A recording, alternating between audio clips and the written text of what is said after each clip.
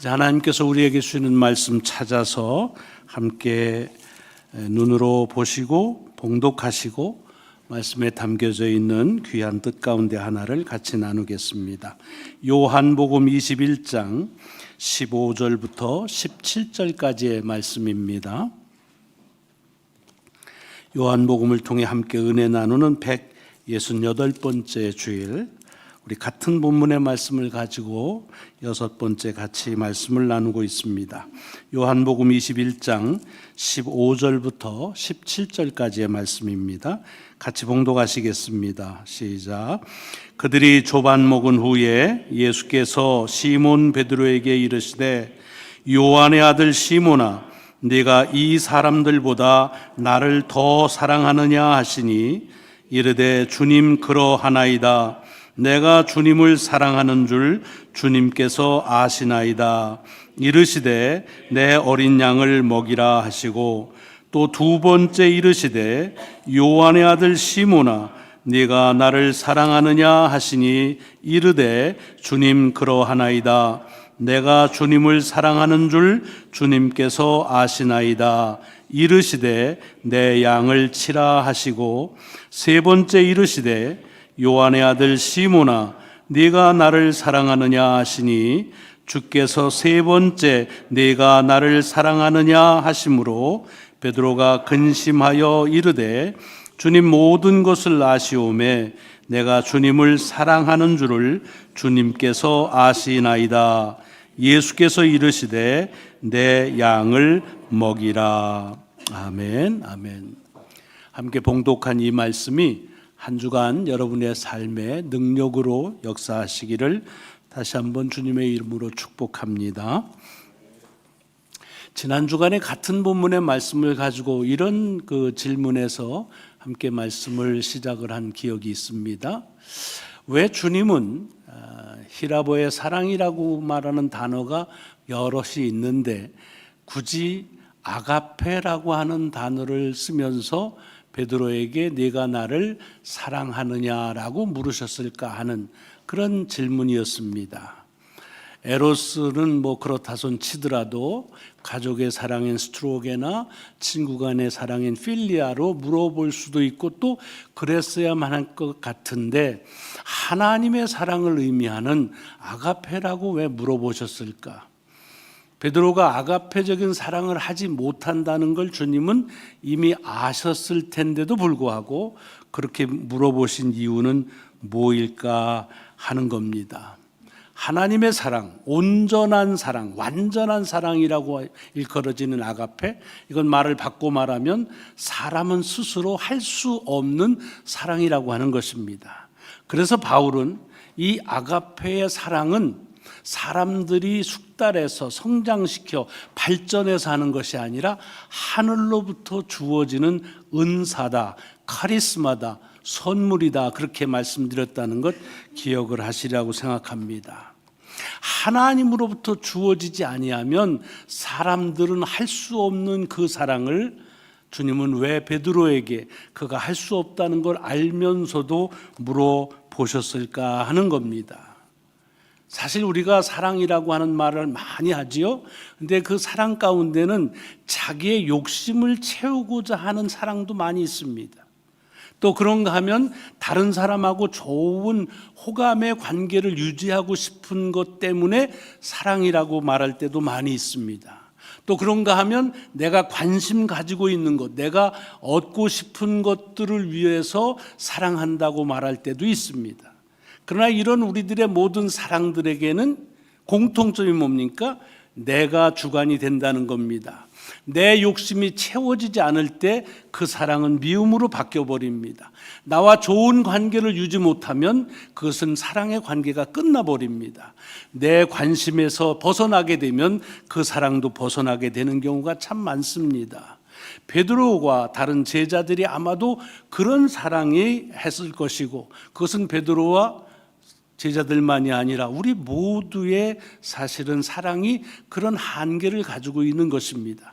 이걸 잘 아시는 주님께서 베드로에게 굳이 아가페적인 사랑을 하느냐고 물어보신 건 네가 이런 사랑을 해야 되지 않겠느냐라고 하는 노력을 촉구하는 것이나 또는 결단하라고 하는 것이나 또는 그랬으면 좋겠다라고 하는 희망을 말씀하는 것이 아닙니다. 그것은 주님께서 그들에게 보여주신 것처럼 그런 하나님의 사랑을 너희도 덧입어야 되지 않겠느냐라고 하는 말씀입니다.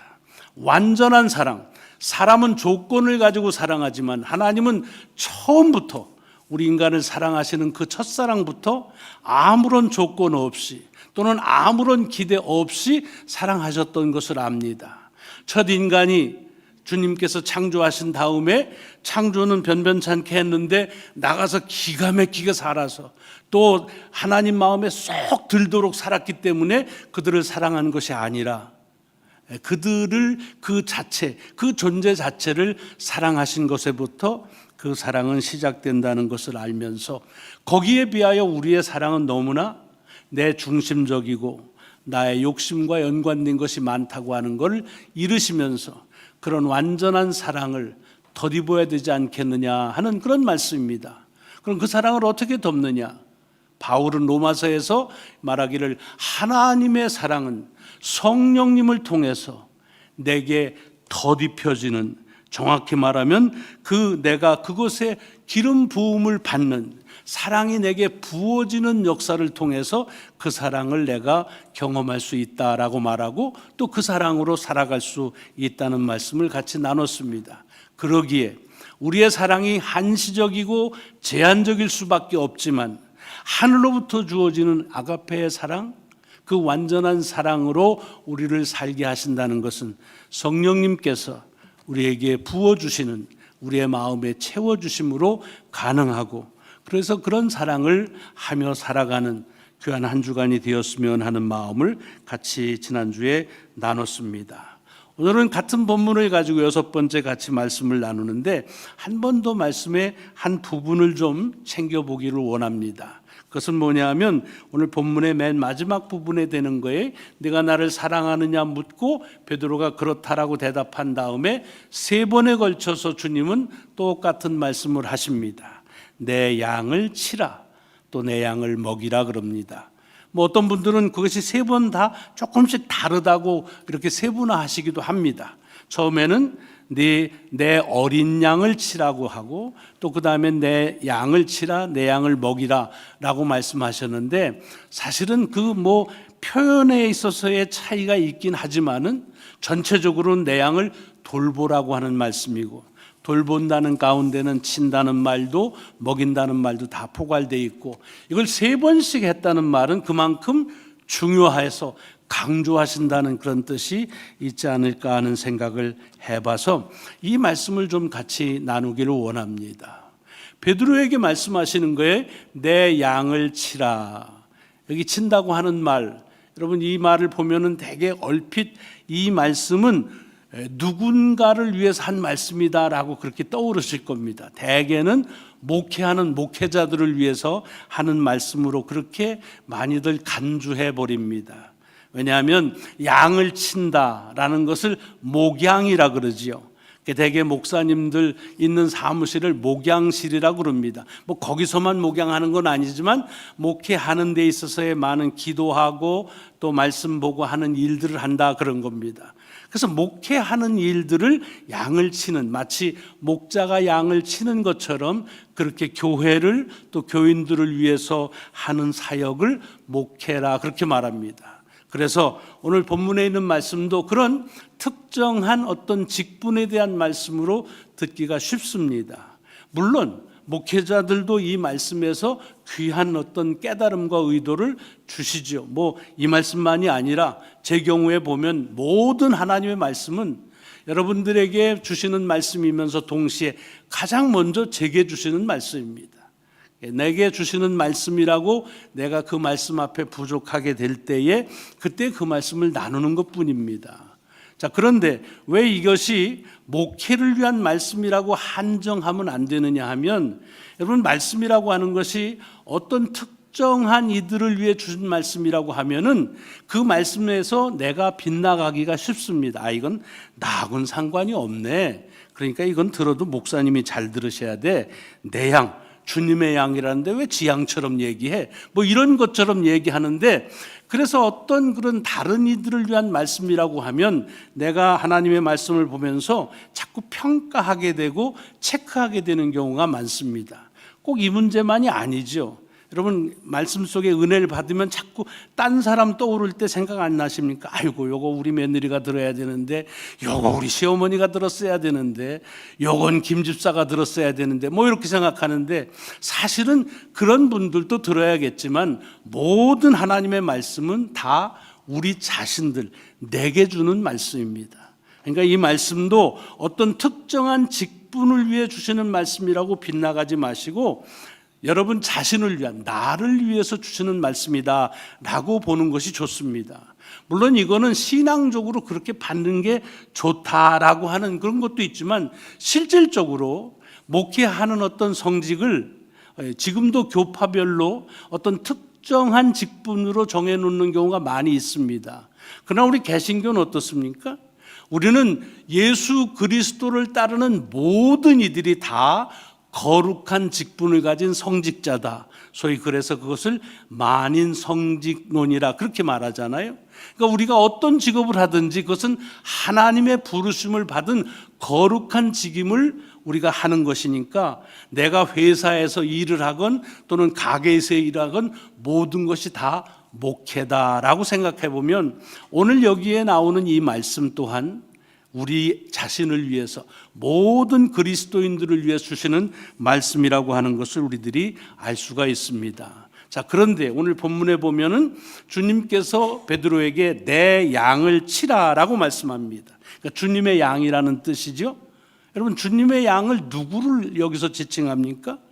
사실은 성경을 읽다 그런 아쉬운 점이 있어요. 어떤 걸 대명사를 쓸 때마다 그 대명사는 누구를 가리킨다고 구체적으로 설명해 놨으면 참 좋을 텐데, 오늘 여기도 주님이 내 양을 치라고 말하면서 내 양은 누구를 가리키는 거야 라고 말하면서 네가 싫어하는 사람 얘기하는 거야, 네가 좋아하는 사람 얘기하는 거야 라고 했으면 좋겠지만 그런 언급이 없습니다. 좀 답답함도 있지만 사실은 이런 공간과 스페이스 때문에 우리가 하나님의 말씀 속에서 얼마든지 그 말씀의 뜻을 많이 생각하고 묵상할 수 있는 여분이 있다, 그렇게 생각을 합니다. 여기에 보면 이 목자로서 주님께서 당신의 양에 대한 말씀을 하는데, 이건 여기만 처음 나오는 말이 아닙니다.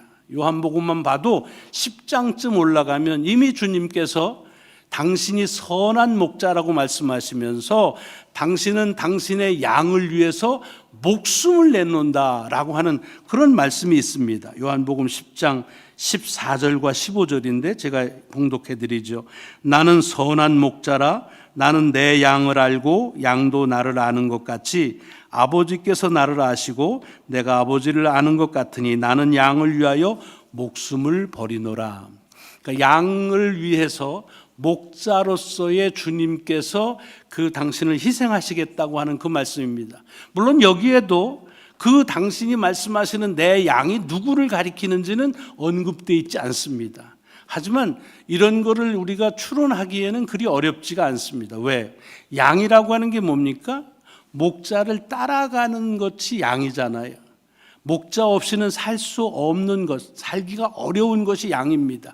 마찬가지죠. 그러니까 여기서 주님께서 양이라고 하는 것이 누구를 구체적으로 지칭하는지는 모르지만 주님을 따르는 이들이라 하는 그런 공통점을 우리는 본문 속에서 알 수가 있습니다.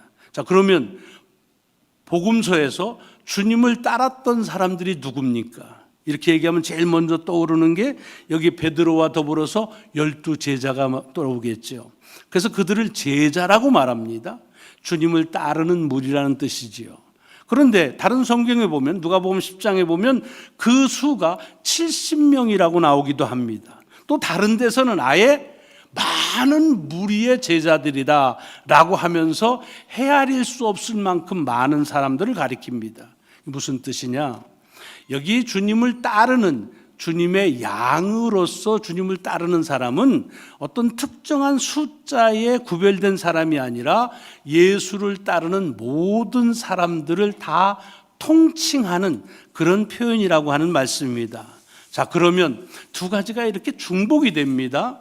아까 얘기하는 것은 주님께서 당신을 대신해서 양을 치라고 말하는 이들 또한 어떤 특정한 직분이 아니라 주님을 따르는 모든 사람들이라고 말했다고 한다면, 동시에 주님의 필요를 위해서, 필요 때문에 주님을 따르는 사람들, 저희 주님의 양이라고 말하는 그들도 다 주님의 제자요, 주님을 따르는 사람이라고 하는 말입니다. 이게 사실은 교회 그리스도인들의 양면성입니다. 그러니까 우리 그리스도인들은 주님으로부터 돌봄을 받고 사랑을 받았고 은혜를 받아야 살아가는 주님의 양과 같은 존재다라고 함과 동시에 주님께서 목자로서 양을 치라고 하는 그 사명을 위임받은 청지기로서의 삶이 같이 공유되고 있다는 말입니다. 그럼 오늘 본문 속에서 이 두 가지의 그리스도의 양면에 대한 것들을 기억하는 것이 매우 중요합니다. 왜냐하면 주님은 어떤 사람들을 부르셔서 주님을 따르는 자들을 부르시면서 너는 나처럼만 해야 돼 라고 하는 사명만 주셨느냐, 그게 아니라는 거예요. 또는 너는 나한테서 사랑받고 나한테서 돌봄만 받아 라고 하는 그렇게 돌봄의 대상으로만 보는 것이 아니라 주님께서 주시는 사랑을 경험할 뿐만 아니라 그 주님이 사랑하시는 그 사랑처럼 다른 사람도 돌보고 사랑하는 그와 같은 그 임무도, 그런 책임도 우리에게 주셨다라고 하는 말씀입니다. 이것이 오늘 본문 속에 내 양을 먹이라라고 하시는 그 말씀에 포함되어 있습니다. 지금 이 말을 듣는 베드로와 다른 제자들은 주님을 따르는 주님의 양과 같은 존재입니다. 주님이 사랑하셔야, 그리고 주님께서 축복하셔야 살 수 있는 존재입니다. 동시에 그들을 통해서 주님은 또 다른 주님의 양이라고 부르는, 주님의 돌봄이 필요한 이들을, 그들을 돌보라고 하는 청지기의 직분을 저들에게 위임하신다고 하는 말씀입니다. 그러기에 우리 그리스도인들은, 여러분이나 저나 다 마찬가지, 나는 신앙생활하면서 하나님의 은혜만 받으면 돼 라고 하는 하나님의 양으로서의 그런 아이덴티티를 갖는 것, 그것도 중요하지만 그것에만 머무는 것이 아니라 또한 내게 주님께서 행하셨던 것처럼 다른 사람들도 그렇게 사랑하라 라고 하는 그런 사명을 위임받았다고 하는 것을 잊어서는 안 된다고 하는 말씀입니다. 여기 주님께서 아가페라고 하는 말씀을 하신 이유가 있는 거예요.